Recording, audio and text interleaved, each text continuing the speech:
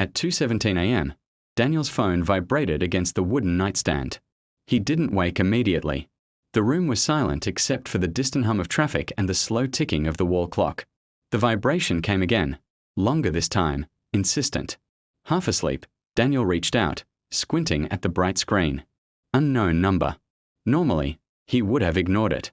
But something about the timing, that strange, weightless hour of night, made him swipe open the message. There was no text. Just a photo. Daniel frowned. It was a picture of his apartment building. Taken from outside. Taken recently. He sat up straight. The angle showed the front entrance, the dim yellow light above the door, even the small crack in the concrete step he'd noticed weeks ago. The street was empty, the night thick and still. Daniel's chest tightened. He stood, walking quietly to the window. Pulling the curtain aside, he looked down. Nothing. No cars. No people. No movement. The street was exactly as it appeared in the photo. His phone vibrated again. Another message. Another photo. This one made his breath catch. It was his apartment door. From the hallway. The same scuff marks near the handle. The same faded number 307. Someone was outside. Right now. Daniel's heart pounded in his ears. He stared at the door across the room, as if expecting it to move. A third vibration. Another image. Daniel's hands began to shake. It was his living room, taken from behind him. He slowly turned. The room was empty. But the photo showed Daniel standing at the window, curtain slightly open, phone in hand. The exact moment he was living. Cold dread spread through him. He rushed to the door, locking it, then double locking it, his fingers clumsy. He backed away, scanning every corner of the apartment. "Hello," he called out, voice unsteady. Silence. The phone buzzed again. This time, text. "Don't turn around." Daniel froze. His entire body locked in place. A drop of sweat slid down his temple. He couldn't hear anything. No footsteps. No breathing. Only that unbearable silence. Slowly, against every instinct, he turned. Nothing. Empty kitchen. Dark hallway. Stillness. He exhaled shakily, almost laughing at the absurdity. Then the lights went out. Total darkness swallowed the apartment. Daniel gasped, stumbling backward. His phone screen became the only source of light, casting a pale glow across trembling walls. The vibration came again. A new message. "Better." Daniel's throat tightened. "Who are you?" he whispered. No answer. He moved cautiously toward the light switch, though he knew it wouldn't help. His mind raced. Power outage? Coincidence? Some elaborate prank? But deep down, he knew. This wasn't random. The phone buzzed once more. A video. Hand shaking, Daniel pressed play. Grainy footage filled the screen. It showed his bedroom. From the corner near the ceiling. Daniel watched, horrified, as the video displayed an empty room. Then the door slowly creaked open. No one entered. But the camera moved. Gliding. Floating. As if held by invisible hands. Daniel dropped the phone. He stumbled into the hallway, flipping useless switches, panic rising. His breathing grew ragged, every shadow seeming alive. Then, a sound. Soft. Behind him.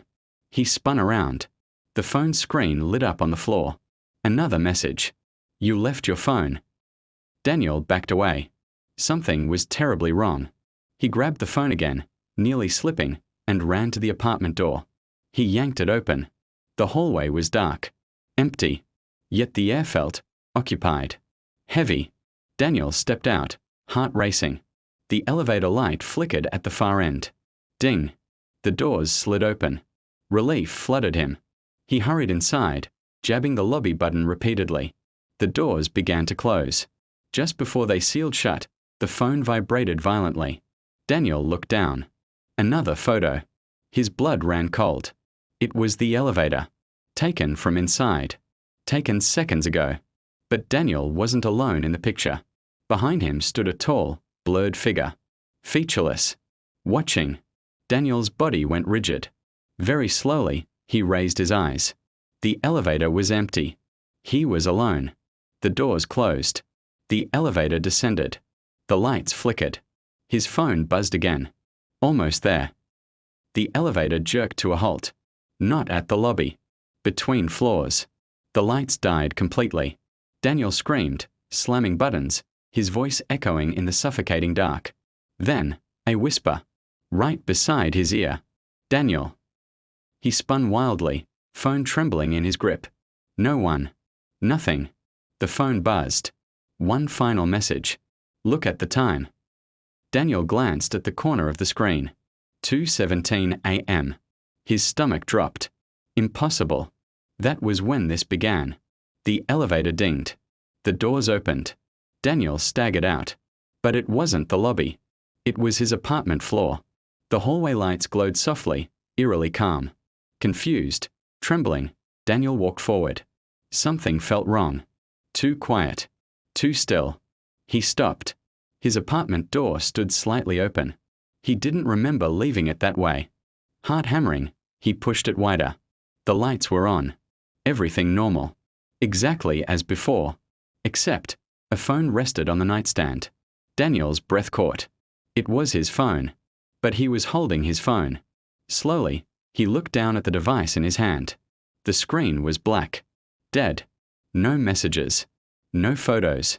No battery. Cold realization dawned.